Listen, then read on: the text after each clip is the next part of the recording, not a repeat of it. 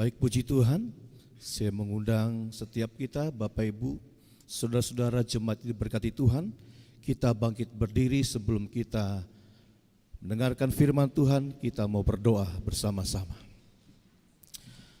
Allah Bapa yang kami sembah di dalam nama Tuhan Yesus Kristus, Allah yang maha mulia, maha dahsyat, maha baik, kami bersyukur kalau kami boleh ada sampai hari ini Tuhan. Itu semua karena anugerah, kasih karunia, kebaikan dan kemurahan Tuhan yang terjadi dalam kehidupan kami. Terima kasih untuk semuanya itu Tuhan. Kau sungguh baik, sangat baik bagi setiap kami. Puji-pujian sudah kami hantarkan ke hadapan hadirat-Mu. Persembahan melalui kesaksian juga sudah kami berikan kepadamu Tuhan. Biarlah semua yang sudah kami perbuat pada saat hari ini boleh berkenan di hadapan-Mu, menyenangkan hati-Mu ya Bapa. Dan tiba saatnya Tuhan kami mau mendengarkan isi hati-Mu, mau mendengarkan firman-Mu. Mari Bapa di sorga, berbicaralah bagi setiap kami. Dan bagi hamba-Mu yang dipercayakan untuk menyampaikannya Tuhan, mari Engkau perlengkapi hamba-Mu dengan kuasa dari tempat yang maha tinggi. Sehingga apa yang keluar dari mulut lidah bibir hamba-Mu, itu bukan berasal dari hamba-Mu sendiri, tapi berasal daripada Bapa di sorga. Sehingga setiap kami yang mendengarkannya, maupun jemaat-Mu, maupun hamba-Mu yang menyampaikannya, kami semua sama-sama diberkati Tuhan. Terima kasih Tuhan, segala kuasa yang bukan daripada Tuhan Yesus yang ingin campur tangan dalam pemberitaan firman Tuhan pada pagi hari ini, kami tolak itu semua di dalam nama Tuhan Yesus Kristus. Berfirmanlah Tuhan, kami siap mendengarkannya. Di dalam nama Tuhan Yesus Kristus kami berdoa dan mengucap syukur. Haleluya. Amin. Amin. Silakan duduk kembali Bapak Ibu jemaat yang diberkati Tuhan. Shalom. Perkenalkan, nama saya Pendeta Lendi Stefanus Rompis. Saya berasal dari Jakarta. Dipercayakan Tuhan melayani di sebuah gereja yang bernama Gereja Bethel Indonesia Jemaat Mawar Syarot, yang dulu digembalakan oleh Bapak Pendeta Yakob Nahuai, tapi sekarang sudah berganti estafet, digembalakan oleh anaknya Bapak Pendeta Yohanes Nahuai. Puji Tuhan, saya sudah berkeluarga, anak 3, istri 1. Kami tinggal di Jakarta Utara. Saya dari Sulawesi Utara, istri dari Sumatera Utara. Jadi semuanya serba utara. Puji Tuhan. Tapi saat ini saya berada di Sumba Barat. Haleluya. Itu semua karena anugerah Tuhan. Amin. Puji Tuhan. Jadi nanti kalau ketemu di jalan, di pasar, dimanapun, kita bisa bersapa satu sama lain. Amin. Haleluya, puji Tuhan. Baik, kita mau mendengarkan firman Tuhan yang sudah ayatnya sudah terpampang di layar yang sudah di depan kita ini. Mari kita baca bersama-sama di dalam 2 Timotius 3 ayat 1 sampai dengan 9. Perikopnya berbunyi keadaan manusia pada akhir zaman. Ayat 1, ketahuilah bahwa pada hari-hari terakhir akan datang masa yang sukar. Manusia akan mencintai dirinya sendiri dan menjadi hamba uang. Mereka akan membual dan menyombongkan diri. Mereka akan menjadi pemfitnah. Mereka akan berontak terhadap orang tua dan tidak tahu berterima kasih, tidak mempedulikan agama, tidak tahu mengasihi, tidak mau berdamai, suka menjelekan orang, tidak dapat mengekang diri, garang dan tidak suka yang baik, suka mengkhianat, tidak berpikir panjang, berlagak tahu, lebih menuruti hawa nafsu daripada menuruti Allah. Secara lahiriah mereka menjalankan ibadah mereka, Tetapi pada hakikatnya mereka memungkiri kekuatannya. Jauhilah mereka itu. Sebab di antara mereka terdapat orang-orang yang menyelundup ke rumah orang lain dan menjerat perempuan-perempuan lemah yang syarat dengan dosa dan dikuasai oleh berbagai-bagai nafsu. Yang walaupun selalu ingin diajar, namun tidak pernah dapat mengenal kebenaran. Sama seperti Yanes dan Yambres menentang Musa, demikian juga mereka menentang kebenaran. Akal mereka bobrok dan iman mereka tidak tahan uji. Tapi sudah pasti mereka tidak akan lebih maju, karena seperti dalam hal Yanes dan Yambres, kebodohan mereka pun akan nyata bagi semua orang. Amin. Puji Tuhan. Hari ini saya berikan tema khotbah saya dan saya bagikan kepada jemaat yang luar biasa diberkati Tuhan. Temanya berbunyi menghadapi hari-hari terakhir. Pembacaan firman Tuhan yang saya garis bawahi hari ini terdapat di ayat yang pertama yang berkata, ketahuilah bahwa pada hari-hari terakhir akan datang masa yang sukar. Kalau kita baca ayat ini, pasti yang terlintas dalam pikiran kita adalah masa sukar itu adalah masa yang dimana segala sesuatunya serba mahal.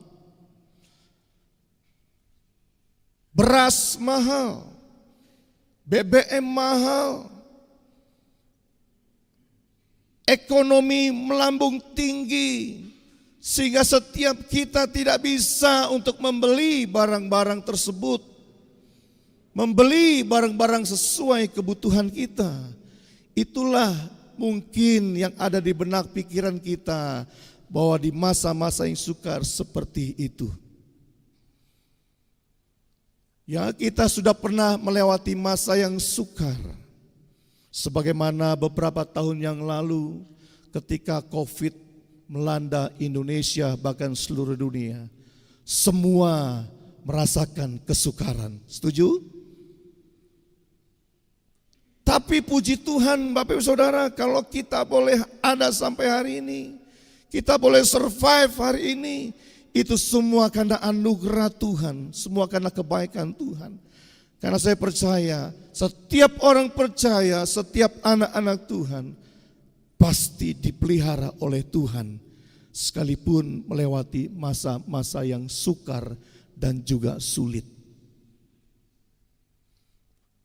Tapi hari ini saya tidak menyinggung Bapak Ibu Saudara masa-masa yang sukar yang terkait dengan melambungnya harga pangan, melambungnya harga-harga kebutuhan pokok, atau melambungnya harga-harga BBM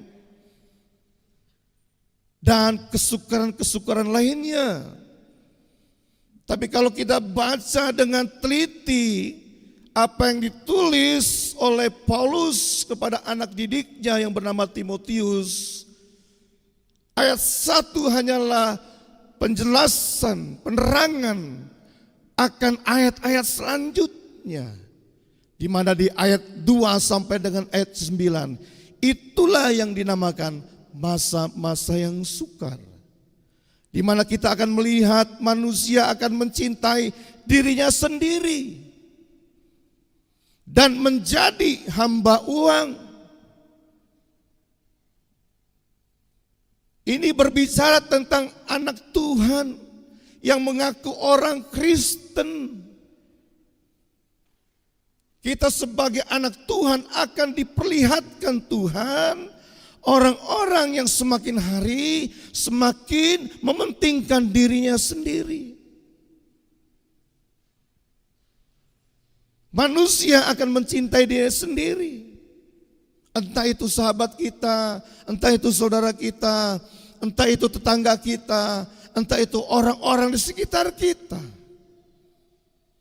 Bahkan dikatakan menjadi hamba uang. Karena kita akan melihat dengan mata kepala kita sendiri, banyak hamba-hamba Tuhan yang jatuh karena motivasi uang. Itulah masa-masa yang sukar, di mana kita harus berdiri teguh di atas kebenaran, tidak goyang oleh karena pengaruh di sekitar kita, di mana orang-orang akan mencintai dirinya sendiri, menjadi hamba uang, membual, menyombongkan diri, bahkan menjadi pemfitnah. Lalu selanjutnya dikatakan berontak terhadap orang tua. Kita akan melihat anak-anak kita yang tadi setia beribadah kepada Tuhan, setia mengiring Tuhan, tiba-tiba dia berontak. Itulah masa-masa yang sukar. Tidak tahu berterima kasih. Sudah kita tolong tapi tidak tahu berterima kasih. Tidak memperdulikan agama, tidak mau mengasihi, tidak mau berdamai, suka menjelekan orang, alias gosip. Gosip artinya apa?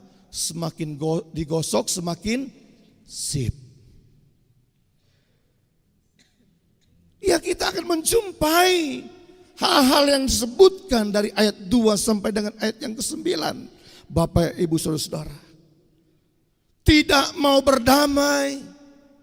Padahal orang Kristen harusnya menciptakan damai. Tapi orang yang sekitar kita, yang mengaku anak Tuhan, orang percaya, orang Kristen tidak mau berdamai. Suka menjelekan orang lain, tidak dapat mengekang diri, tidak bisa menahan hawa nafsunya. Hawa nafsunya selalu diumbar, diperlihatkan, garang, tidak suka yang baik. Itulah masa-masa yang sukar yang akan kita jumpai ke depan dalam kehidupan kita, dalam pengiringan kita akan Tuhan. Berlagak, sok tahu, suka mengkhianat, tidak berpikir panjang, lebih menuruti hawa nafsu daripada menuruti Allah. Secara lahiriah mereka menjalankan ibadah mereka, tetapi pada hakikatnya mereka memungkiri kekuatannya itu. Lalu dikatakan jauhilah mereka itu. Kenapa dikatakan jauhilah? Karena sebelumnya mereka dekat dengan kita. Kalau dikatakan dekat dengan kita, itu berarti orang yang dekat dengan kita. Siapa orang yang dekat dengan kita? Sesama anak Tuhan, sesama orang Kristen, bahkan sesama hamba Tuhan. Itulah masa-masa yang sukar. Kita akan sukar melihat hamba Tuhan yang tadinya berwibawa, berharisma, tiba-tiba dia berbuat sesuatu yang tidak berkenan di hadapan Tuhan. Itu akan membuat kita menjadi sak di hati kita. Apakah kita akan tetap teguh berdiri di atas kebenaran ketika melihat hal-hal itu terjadi? Inilah yang menjadi tantangan bagi setiap kita. Iman kita akan ditantang ketika kita melihat kenyataan-kenyataan seperti yang sudah ditulis dalam 2 Timotius 3 ayat 2 sampai dengan ayat 9, Bapak Ibu Saudara. Sebab itu saya ingin mempercepat saja karena waktunya yang diberikan kepada saya cukup singkat. Saya tadi berikan tema menghadapi hari-hari terakhir. Karena masa-masa yang sukar tidak bisa kita hindari. Goncangan yang terjadi di dunia sekarang ini sudah tertulis di Alkitab bahwa dunia akan memasuki masa-masa yang sukar. Bahkan sudah mulai nyata tanda-tandanya saat ini. Coba lihat orang-orang di sekelilingmu. Apakah mereka yang mengaku orang Kristen tapi kehidupannya seperti yang tercatat di dalam ayat 2 sampai dengan ayat 9 dari 2 Timotius 3 ini. Kita ditantang untuk tetap teguh berdiri di atas kebenaran. Sekalipun orang-orang di sekitar kita berbuat yang tidak sesuai dengan firman Tuhan, kita ditantang untuk tetap tegak berdiri di atas kebenaran. Tidak tergoyahkan iman kita. Tetap fokus kepada Tuhan. Iring Tuhan sungguh-sungguh. Karena saya mau katakan, masa sukar akan menjadi ujian bagi anak Tuhan. Meskipun saya mau katakan, meskipun ada goncangan, perlu digarisbawahi, Tuhan tidak akan mengecewakan bagi orang yang berharap kepadanya. Amin.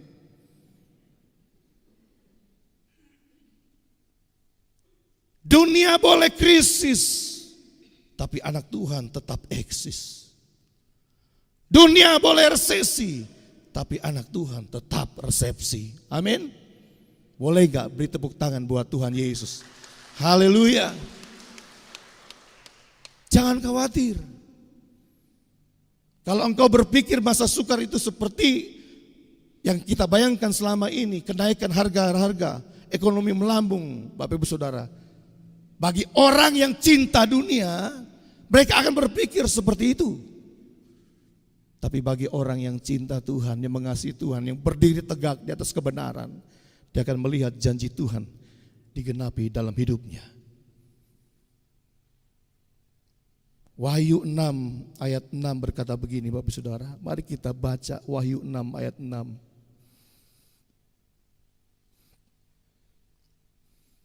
Wahyu 6 ayat 6 berkata, dan aku mendengar seperti ada suara di tengah-tengah keempat makhluk itu berkata, secupak gandum sedinar dan 3 cupak jelai sedinar, tetapi janganlah rusakkan minyak dan anggur itu. Ini berbicara apa Bapak Saudara? Bahwa nanti ada makhluk yang dikirim oleh iblis untuk merusak dunia ini. Tapi dikatakan, janganlah rusakkan minyak dan anggur itu. Secupak gandum sedinar dan 3 cupak jelai sedinar. Artinya apa Bapak Saudara? Secupak itu seperti sejumput gandum, sejumput gandum atau 1 raup gandum itu harganya sedinar. 1 dinar upahnya 1 hari. Saya mau tanya, UMR di Sumba Barat ini berapa? UMP lah di Sumba Barat ini berapa 1 bulannya? 2 juta lah ya, 2 juta 100 ribu. Ya, di bawah lagi, kasihan. 1,5 juta. Oke lah, taruhlah 2 juta ya, deal ya 2 juta. Berarti kalau 1 bulan 2 juta, 1 hari berapa pendapatannya? Taruhlah 75 ribu, taruh ya seperti itu. Berarti 1 dinar 75 ribu untuk seraup gandum. Bayangkan Bapak Saudara. 1 raup gandum harganya 75 ribu. Kalau dihitung 1 liter itu berapa? Puluh ribu harus kita keluarkan uang. Tapi percayalah, dikatakan ayat Wahyu 6 ayat 6 dikatakan, janganlah rusakkan minyak dan anggur itu. Berbicara apa? Minyak berbicara tentang urapan Roh Kudus. Anggur berbicara tentang setiap kita anak Tuhan yang sudah ditebus oleh darahnya, sehingga kita beroleh sukacita dari sorga.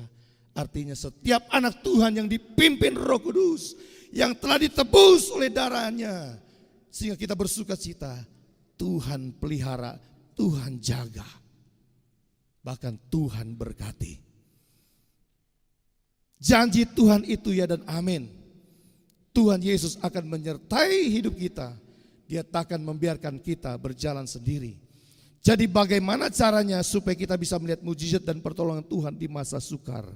Ada 3 hal, cepat saja saya akan bagikan. Yang pertama, Keluaran pasal 23 ayat 25. Mari kita baca bersama-sama. Keluaran pasal 23 ayat 25. Mari bersama-sama 2, 3. Tetapi kamu harus beribadah kepada Tuhan Allahmu, maka Ia akan memberkati roti makananmu dan air minumanmu, dan aku akan menjauhkan penyakit dari tengah-tengahmu. Yang pertama, supaya kita bisa melihat pertolongan dan mujizat Tuhan di masa-masa yang sukar, tetap tekun beribadah. Amin. Apapun yang terjadi tetap tekun. Karena di dalam ibadah banyak janji-janji Tuhan yang akan kita terima. Dalam ibadah kita diteguhkan firman Tuhan untuk senantiasa kuat di dalam Tuhan, di dalam masa-masa yang sukar dan sulit yang akan kita lewati.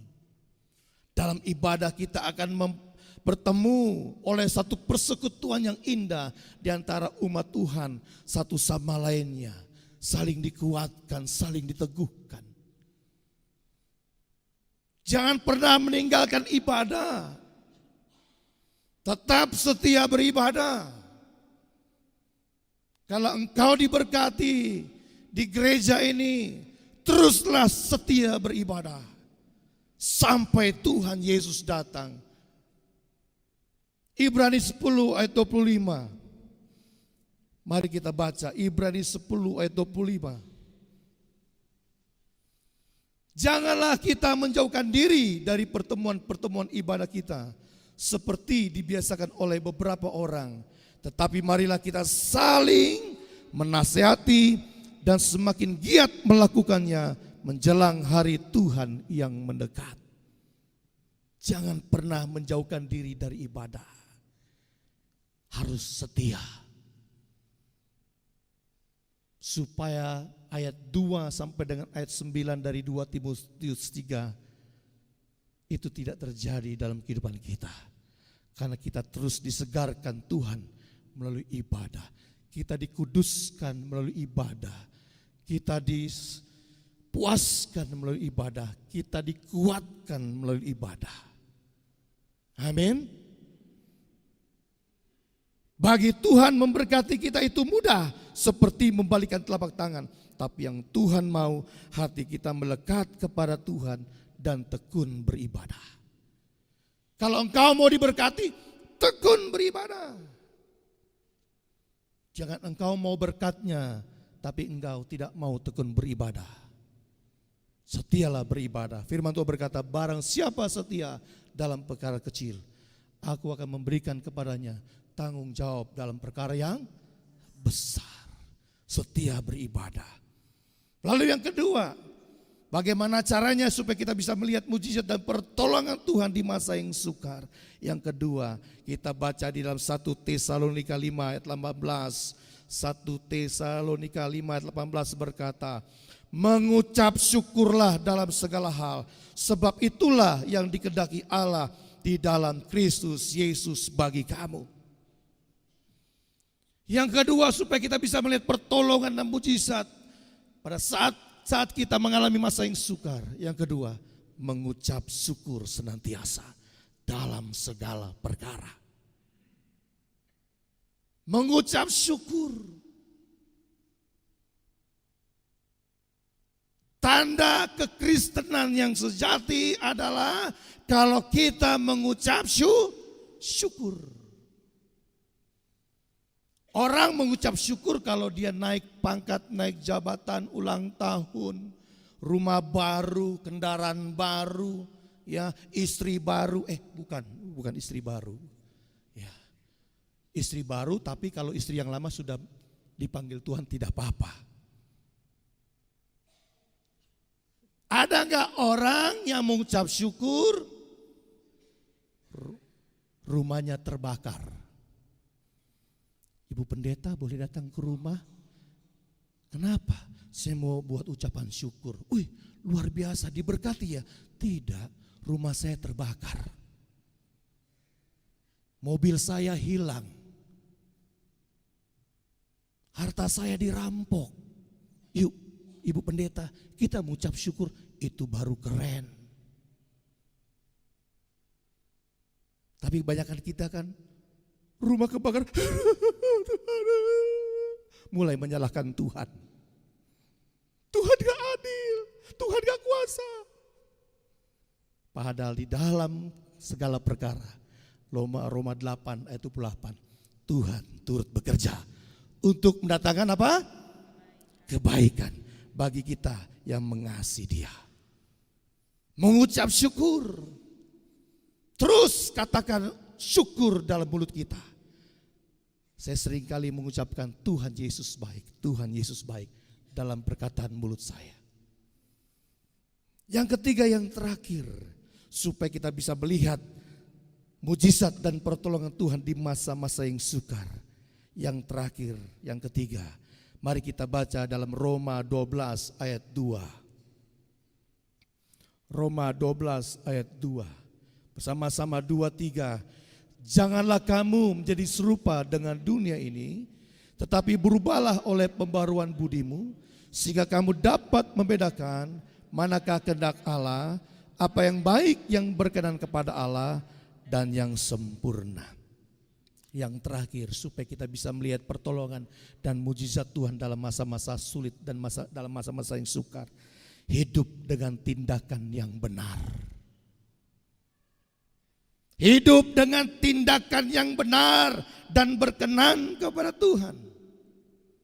Jangan ikuti gaya dunia, gaya hidup dunia, karena dunia ini penuh dengan dosa. Kita sudah dimerdekakan, dibebaskan oleh Tuhan dari dosa-dosa kita. Yohanes pasal 8 ayat 31 sampai dengan 34, di situ tertulis bahwa kita sudah dimerdekakan. Jangan engkau memperhamba lagi dirimu kepada dosa. Berapa hari nanti ke depan bangsa kita merayakan kemerdekaannya, 17 Agustus.